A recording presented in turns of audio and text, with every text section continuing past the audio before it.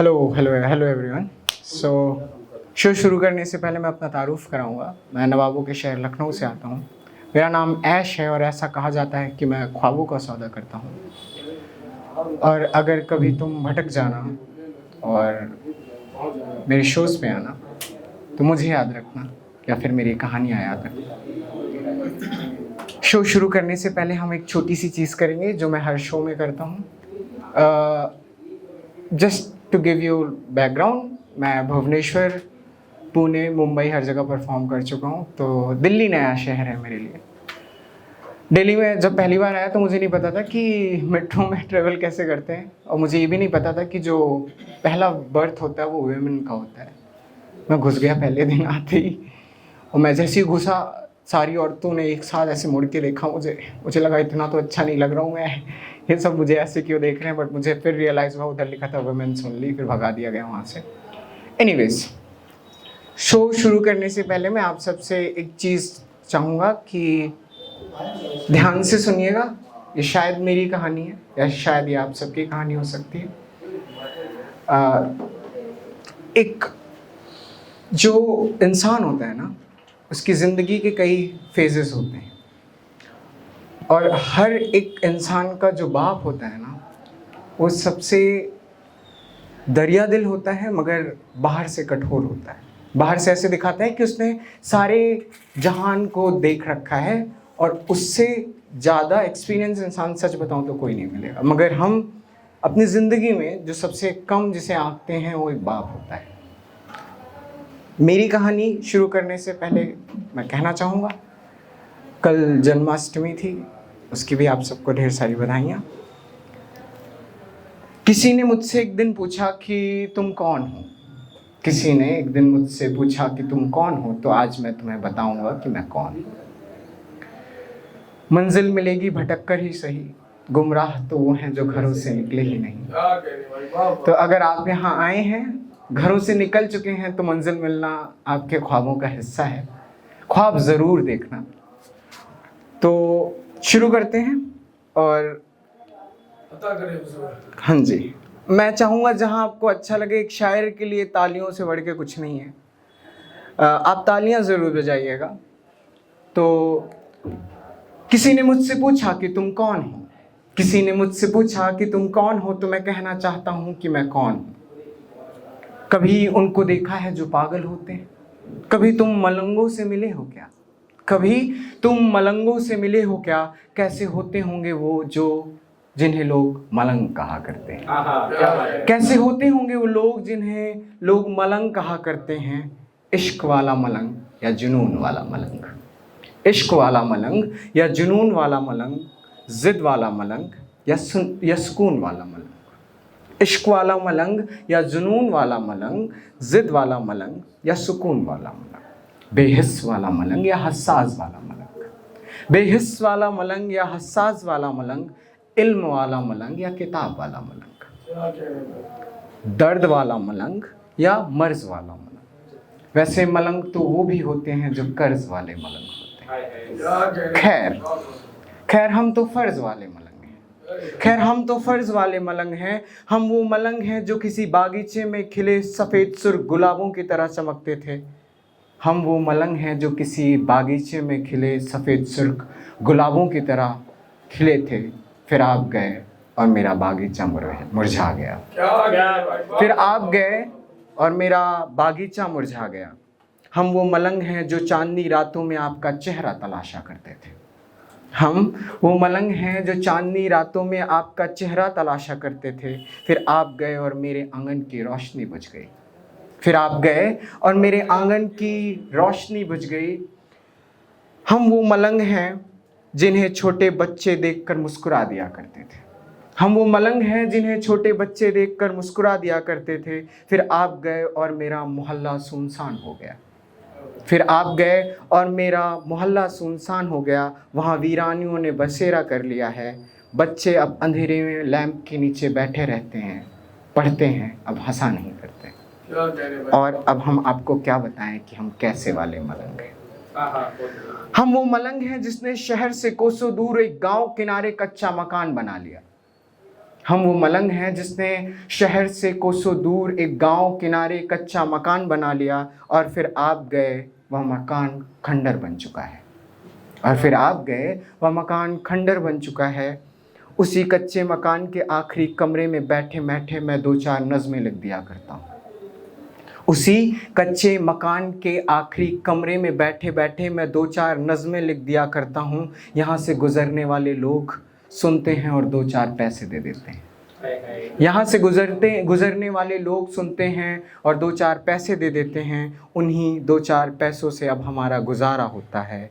और अब आपने पूछ ही लिया है कि हम कौन हैं, तो हम बस इतना कहना चाहते हैं, हम तो मलंग हैं।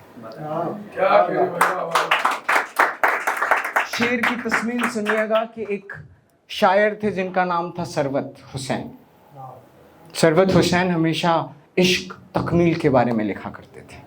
सरवत हुसैन ने सबसे ज़्यादा शायरियों में मौत के बारे में लिखा। उनकी एक शायरी है, कहा है कि मौत के दरिंदे में कशिश तो है सरवत, लोग कुछ भी कहते हैं खुदकुशी के बारे में। खैर, खुदकुशी से पहले का जो हिस्सा है वो ज़िंदगी है। लोग हमेशा जो लिखते हैं वो मोहब्बत के बारे में लिखते हैं। 300 से ज़्यादा शोज़ किया, मैं आपको बताते हुए खुश हो रहा हूँ कि मैंने कभी मोहब्बत के बारे में नहीं लिखा। क्यों? उसकी एक कहानी, क्योंकि मोहब्बत के बारे में मैं लिख सकूँ अभी इतना मेरी औकात नहीं है। मैंने वैसी मोहब्बत की ही नहीं कि मैं आशिकों की तरह लिखूँ। जब इश्क होगा तो लिखेंगे वैसा। मगर मैंने ख्वाब के बारे में सबसे ज़्यादा लिखा। एक शायर ने लिखा कभी कि कभी तुम दौड़ना तो खुद को पकड़ के झकझोर के पूछना कि क्या तुम सच में वैसे दौड़े जैसा तुम दौड़ना चाहे थे। और जो तुम्हें मंजिल मिल जाए तो उसको पकड़ना और उसके पीछे भागना, और जब तक मंजिल ना मिले तुम रुकना मत। आगे की ज़िंदगी में, आने वाले दिनों में, क्योंकि आपने वो पाथ चूज़ किया है जो औरों से अलग है, और जो सबसे अलग करते हैं वो सबसे अलग करते हैं। अभी मैंने जब शुरू किया था स्टोरी टेलिंग, तब लोगों ने मुझे कहा था कि शायद ऐसा हो कि तुम ना कर पाओ, मगर लोगों की परवाह कौन करे, खुदा का नाम लेके खुदाया मैं यहाँ चला आया। और अब बता दीजिएगा मेरा वक्त कब ख़त्म होगा, क्योंकि मुझे वक्त की परवाह नहीं रहती। ठीक है, ठीक है, हम तो थकते ही नहीं, लेखक कभी थकता नहीं, उसकी एक अच्छी बात यही होती है। ठीक है, आप लोगों ने कभी इश्क किया है? आवाज़ नहीं आ रही मुझे, आंखों की वजह से देख भी नहीं पा रहा हूँ बहुत सारे। मैं एक सुर में पूछूंगा, क्या आपने कभी इश्क किया है? कितनी बार किया है? अच्छा ठीक है, लेट्स चेंज द क्वेश्चन। कितनी बार किया है? एक बार। गुड। और किसी ने नहीं किया? आप लोग शांत क्यों हैं? मैं मोहब्बत। अच्छा ठीक, इधर बोले डेली बेसिस में। Good boy. इसीलिए मैं इश्क पे नहीं लिखता। आपने किया है? आपने? कभी अपने हाथ से हो गया, कभी सारे हाथ से हो गया। Okay, nice experience. मतलब हाथ से कैसे करते हैं पता नहीं, बट मैं कहना चाहूँगा कि मैंने जब पहली बार इश्क किया ना, तो मैंने किताबों से किया। खुदा कसम बेवफाई नहीं मिली, और इंसानों से फिर मैंने दिल नहीं लगाया। एक शेर लिखा है मैंने अपने पापा के बारे में, वालिद साहब। दिल्ली बड़ी अच्छी जगह है भाई साहब। मैं यहाँ पर अभी रिसेंटली मैंने पापा को बुलाया कि आप आके देखो, अच्छा माहौल है यहाँ पर। सामान खो जाए या बच्चा, दोनों की कीमत नहीं है।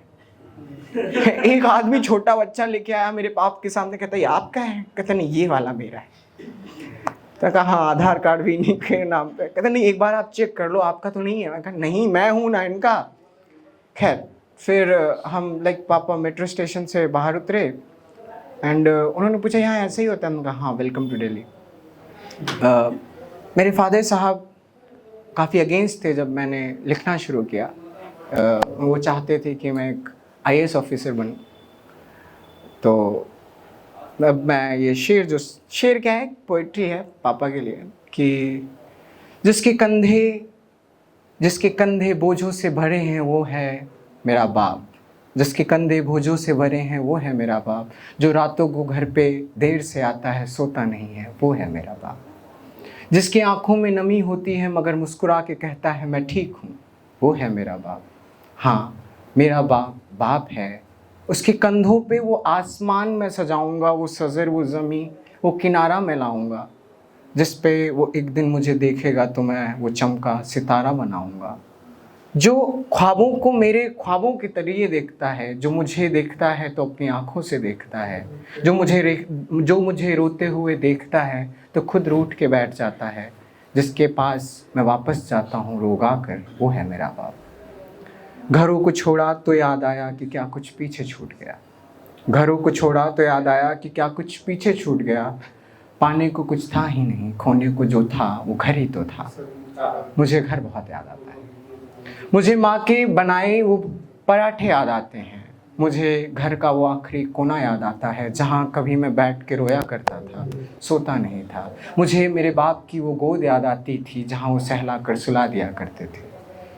चंद गज की मेरी ये दुनिया है, उसमें एक छोटा सा नाम। हाँ, मैं जिसके पास थक हार के जाता हूँ वो है मेरा बाप। और मैं तुम्हें क्या बताऊँ, मेरे पास पाने को कुछ नहीं, खोने को कुछ नहीं, बस एक वही तो है जिसके आँखों में मैं आंसू नहीं देख पाता हूँ। हाँ, मैं जब सबसे थक जाता हूँ तब मैं घर जाता हूँ। मेरा नाम ऐश, मैं नवाबों के शहर लखनऊ से आता हूँ। मुझे सुनने के लिए धन्यवाद, आप सबका शुक्रिया।